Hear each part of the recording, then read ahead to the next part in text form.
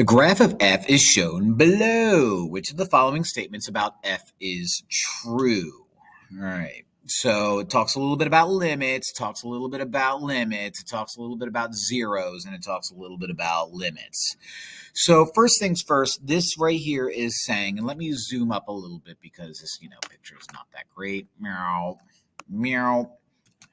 This is saying the limit as x approaches -7 and then has a little positive symbol that you can barely see.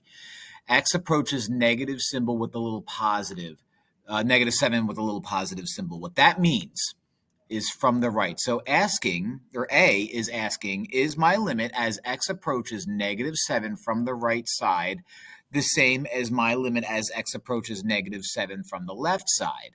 Well, from the right side, it's approaching infinity, and from the left side, it's approaching negative infinity. So that's a big NO to you.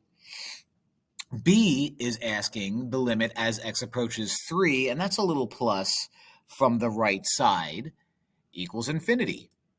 That is true. So let's just make sure that the other two aren't. F of x has no real zeros. Well, there's a real zero right there, so that's not even close.